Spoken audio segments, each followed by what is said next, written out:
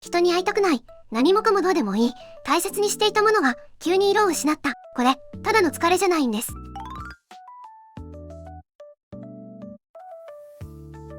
ただの疲れじゃないってどういうことなのだ？海外の INFJ コミュニティで INFJ ルームって呼ばれている現象があるんです。直訳すると INFJ の終末期。ちょっと大げさな名前なんですけど、聞くと心当たりがあると思います。今まで普通にできていたことが急にできなくなる。人と話すのがしんどい。趣味も仕事もやる気が湧かない。全部がグレーに見える。それから大切だった人間関係が急にどうでもよくなって、もう誰にも会いたくないって思い始める。それ、経験あるのだ。ただの疲れだと思って我慢してたのだ。多くの INFJ がそう思うんです。でもこれは INFJ の脳の仕組みが引き起こすシャットダウンなんですよ。そして海外でこの言葉が広まったのは、それだけ多くの INFJ が自分だけかと思っていたって声を上げたからなんです。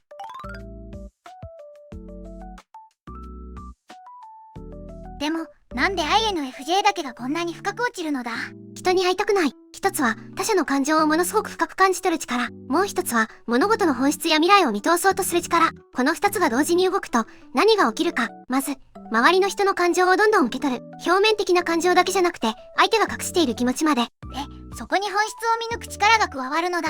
そう、受け取った感情に対して、なぜあの人はあんな顔をしていたのか、自分は何かしたのか、この先この関係はどうなるのか。で、どこまでも深掘りしてしまう。しかもこれ、無意識に起きるんです。この処理がずっと積み重なって、ある日キャパシティを超える。コップから水が溢れるように、それが INFJ の闇落ちです。INFJ が弱いんじゃなくて、処理しすぎてるってことなのだ。そういうことです。あなたの脳が他のタイプよりはるかに多くの情報をはるかに深く処理し続けている。闇落ちはあなたの欠陥じゃなくて構造的な必然なんです。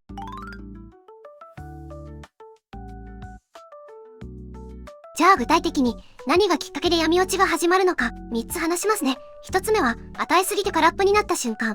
INFJ って周りの人のために自分を使いすぎるんですよ。相談になる、気を使う、場の空気を整える。しかも頼まれなくてもやってしまう。わかるのだ。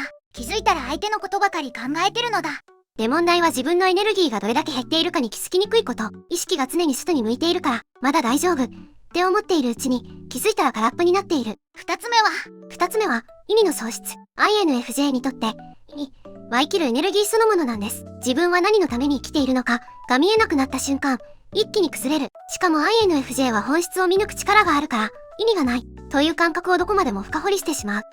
この仕事に意味がないか、自分の人生に意味がないにまで拡大していくんです。3つ目は分かってもらえなかった痛みの積み重ね。INFJ は他の人の気持ちを深く理解できますよね。でもその逆はほとんど起きない。自分を同じ深さで理解してくれる人がいない。一回一回は小さなことなんです。でも INFJ は言っても伝わらないし、相手を困らせるだけだって口に出さない。その我慢は何年もかけて積み重なって限界に達するんです。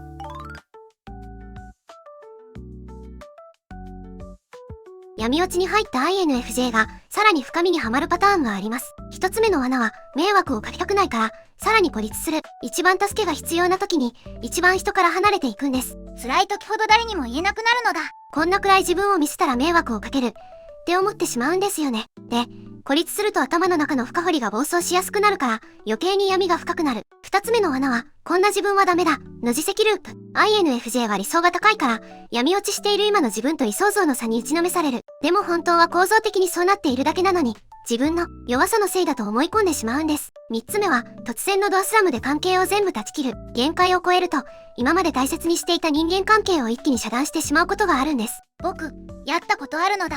後からすごく後悔したのだ。闇落ち中のドアスラムは冷静な判断じゃないんです。もう処理しきれないっていうシャットダウンは起きているだけ。でも断ち切った関係は取り戻すのがすごく難しい。だから今まさに闇落ち期にいる人は大きな決断だけは保留にしてほしい。今の状態で下す判断は本来のあなたの判断じゃないから。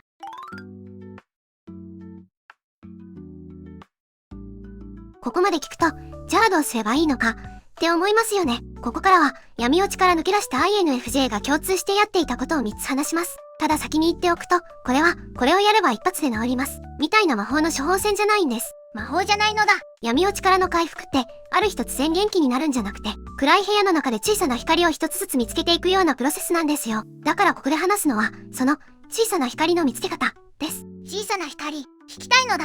一つ目は自分の状態を認めるということです。すごくシンプルに聞こえると思うんですけど、これが INFJ には一番難しいんですよ。さっき話した通り、INFJ は FE で他者を優先するから自分の状態を後回しにしがちですよね。闇落ちしていてもまだ大丈夫、休んでる場合じゃないって無視してしまう。でも回復した INFJ が口を揃えて言うのは、まず自分は今しんどいって認めたことがターニングポイントだったっていうことなんです。しんどいって認めるだけでいいのだ。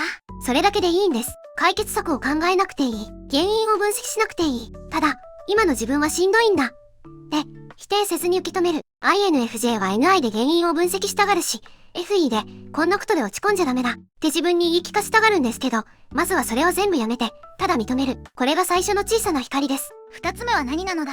二つ目は、たった一人でいいから本音を話せる人を見つけるということです。大勢に話す必要はないんですよ。たった一人でいい。自分の内面をそのまま受け止めてくれる人にほんの少しだけ本音を漏らす。でもさっき、闇落ち中は迷惑をかけたくない。で孤立するって話だったのだ。それができないから苦しいのだ。そうなんですよ。だからこそ意識的にやる必要があるんです。INFJ の自然な反応に任せていたら孤立する一方だから、ここで大事なのは相手に解決してもらおうと思わないことなんです。ただ、聞いてもらうだけでいい。INFJ の闇落ちって NI が内側で暴走している状態ですよね。その思考を一回外に出すだけで暴走のスピードが落ちるんです。頭の中でぐるぐる回っていたものを言葉にして外に出す。それだけで少し楽になる。なるほどなのだ。それならできそうなのだ。ちょっとだけでもいいから実際にやってみるのだ。三つ目は意味を求めるのを一回やめるということです。INFJ にとって意味ってすごく大事なんじゃないのだ。その通りです。だからこそ闇落ち期にはあえて手放すんです。さっき話した通り INFJ の闇落ちのトリガーの一つは意味の喪失ですよね。で、闇落ち中の INFJ は意味を取り戻さなきゃって必死になるんです。でも空っぽの状態で意味を探しても見つからないんですよ。見つからないことで余計に絶望するっていう悪循環が起きる。じゃあどうすればいいのだ。意味なんかなくていいから、ただ心地いいことをするんです。好きな音楽を聴く、散歩する、美味しいものを食べる、日光を浴びる。これに何の意味があるのって聞かれたら、意味はない。でも心地いい。でいいんです。INFJ の SE、外交的感覚は劣位機能で普段あまり使わないんですけど、闇落ち期にあえて身体の感覚に意識を向けることで、NI の暴走にブレーキがかかるんですよ。頭で考えることを一回やめて、身体で感じることに切り替える。これが三つ目の小さな光です。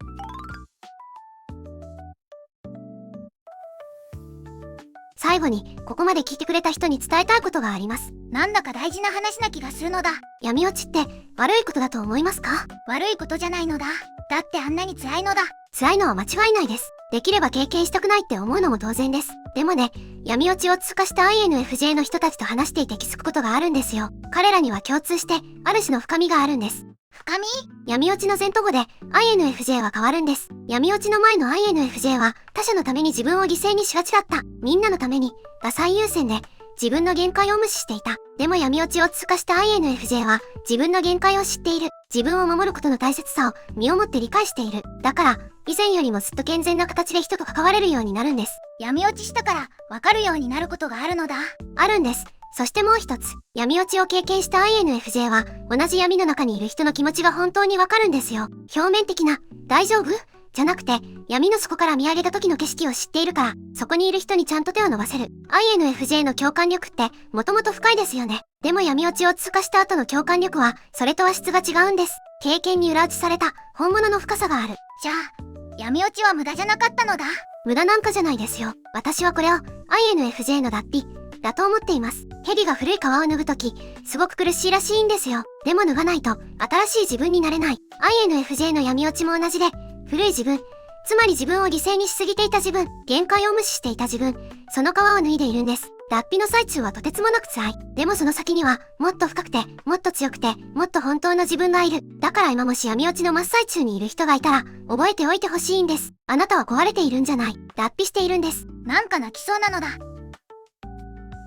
今日の話、どうでしたか？コメント欄で教えてほしいんです。あなたの闇落ち体験を、今まさに闇落ちの最中にいる人も、もう抜け出した人も、あなたの言葉が同じ暗闇の中にいる誰かの小さな光になるかもしれないので、僕も聞きたいのだ。みんながどうやって乗り越えたのか知りたいのだ。それと、今日の動画で、闇落ちは自分が弱いからじゃなかったんだ、って思えた人には、ぜひ見てほしい動画があるんです。あなたが普通になれない科学的な理由、っていう動画なんですけど、INFJ がなぜ周りと同じようにできないのか、その根本的な理由をもっと深く掘り下げています。闇落ちの背景にあるものがさらにクリアになると思うので、概要欄にリンク貼っておきますね。気になるのだ。僕も見てみるのだ。ご視聴ありがとうございました。ありがとうなのだ。